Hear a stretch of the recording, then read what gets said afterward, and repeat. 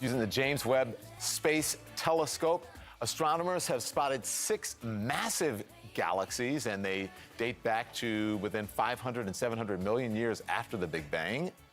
That's not all. They think this discovery could actually unravel what they long believed to be true about the origin of galaxies. So joining us now to discuss, astrophysicist Neil deGrasse Tyson. He is the director of the Hayden Planetarium at the Rose Center for Earth and Space. So good to have you, sir. Good morning to you. Yeah, thanks for having me. Good morning. Good morning. The James Webb Space Telescope has reportedly spotted galaxies dating even further back. So what makes this discovery so surprising? Is it surprising to you? Well, there's this period of the early universe that we call the Dark Ages, where the matter and energy were there but hadn't yet formed stars. And so they had to sort of coalesce, undergo thermonuclear fusion in their core, turn on, gather into galaxies, and then sort of the universe begins with stars and galaxies as we come to know and love it. And in that gap, we don't really expect anything to be there. And these new objects appear to be in that gap.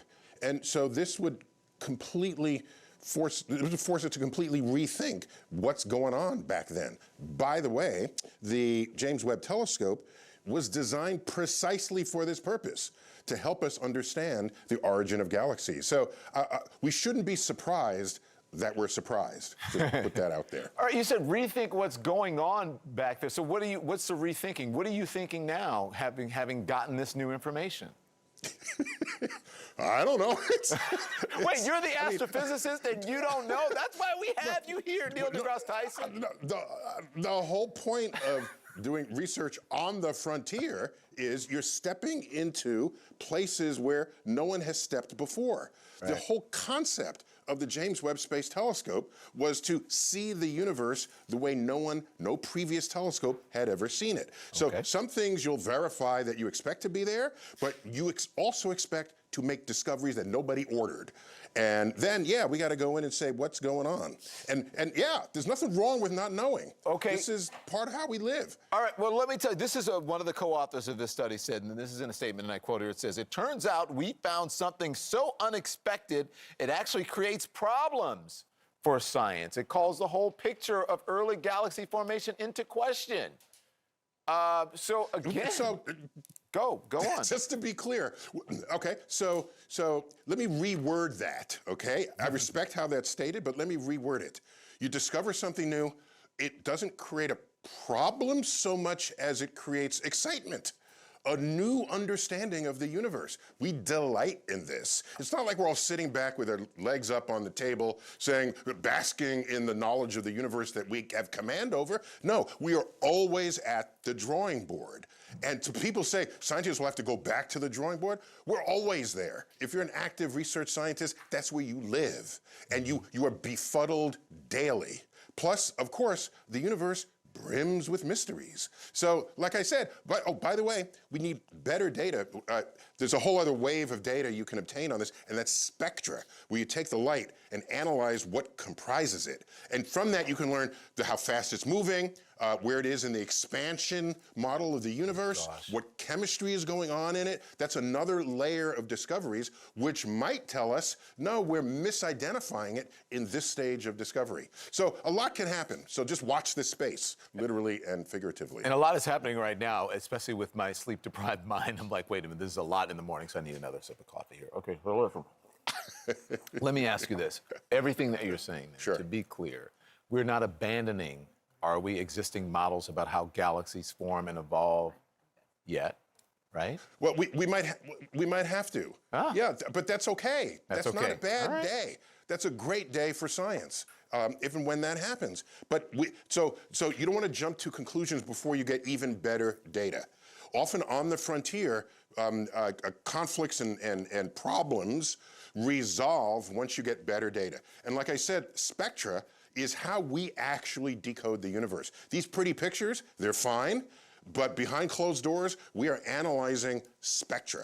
And spectra is like the fingerprint of that object, where you can identify the chemistry that's going on. As I said, the motion. Is it rotating? What's comprising the light? How fast is it moving in the expansion of the universe? All of that is going to come next. And at that point, we'll get a strong handle on what it is we're looking at. And we'll decide whether we have to keep scratching our heads or see if it fits into what was previously understood. Okay. So listen. Meanwhile, by the way, let me just, I just have to give a shout out to, we're celebrating the science that comes out of James Webb, but engineers built this thing, all right? And we parked it 1 million miles from Earth, facing outward away from the sun.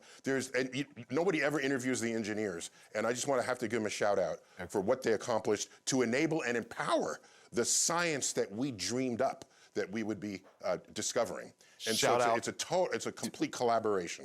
To engineers. I'm with you on that. Hey, quickly Yes. though, I want to get to this because we've been talking about this large metal mystery sphere washing up on a beach in Japan. According to BBC Looks like officials an egg, actually. Yeah, it's not a threat, but also have no idea what it is. Some theories floating around the internet include Godzilla's egg. Okay, listen, I'm just saying these are theories because sometimes people don't understand that, and they think that you're just actually to be clear, proposing Einstein this. had I'm a not. theory. Yeah. It looks like a Einstein buoy. had a theory. You have a hypothesis. Just make a distinction. What is this thing? I have no idea. I mean, why does everyone have to know everything at all times? Why do we have you here? Okay, You said I Godzilla's don't egg. know about a lot of stuff, Mr. Astrophysicist. Because that's what discovery is. Okay. Discovery is what you're doing when you don't know what you're doing. You're on the edge. And so, yeah, it could be a hoax. Somebody put it in the ocean and had it wash up. A Godzilla's egg, I love it. Yeah. Don't poke it unless you're ready. I'd